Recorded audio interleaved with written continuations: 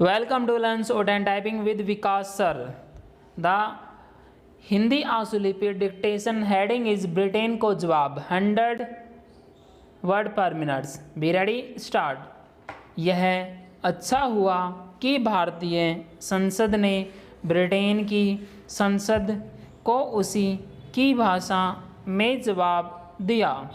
Britain इसे भारत की जवाबी कार्रवाई के रूप में देखे तो और भी अच्छा, क्योंकि उसने अपनी संसद में भारत के कृषि कानूनों पर चर्चा कराकर अपनी औपनिवेशिक मानसिकता का परिचय दिया था।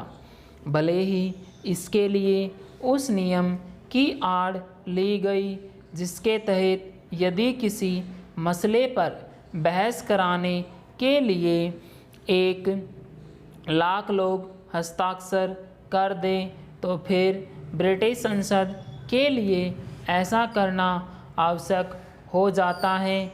लेकिन इसका यह मतलब नहीं कि इस बहाने दूसरे देश के आंतरिक मामलों में हस्तक्षेप किया जाए।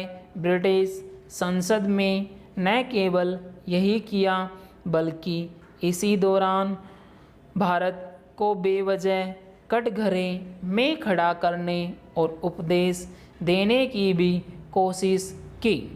चूँकि ब्रिटिश संसार ने एक ऐसा करने वालों को हतोत्साहित कराने की कोशिश नहीं की, इसलिए यह आवश्यक हो जाता था कि समय आने पर उसे आईना दिखाया जाए। गत दिवस यह समय तब आया जब राज्यसभा में ब्रिटेन में नस्ल भेद का मसला उठा।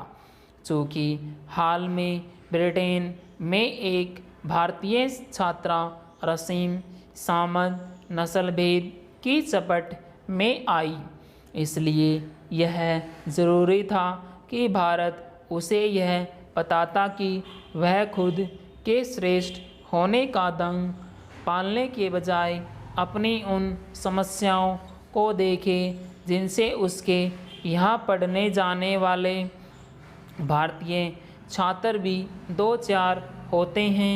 इनमें प्रमुख है नस्लभेदी बर्ताव। पता नहीं ब्रिटेन का शाही परिवार अपने ही बहू को ही भाव से देखता है या नहीं, लेकिन इसमें कोई दोहराए नहीं कि वहाँ समाज का एक हिस्सा अभी तक नस्लभेदी मानसिकता से मुक्त नहीं हो पाया है। इसका प्रमाण है रसीम सामद को ऑक्सफोर्ड विश्वविद्यालय छात्र संघ के अध्यक्ष पद से त्यागपत्र देने के लिए विवश होना। महज 22 साल की रसीम पर निशाना साधने के लिए किशोर व्यवस्था के उनके पुराने विचार सार्वजनिक करके उनकी मनमानी व्याख्या की गई। उन्होंने सफाई दी और माफ़ी भी मांगी, लेकिन उन्हें खारिज करके उनके हिंदू होने पर सवाल खड़े किए गए।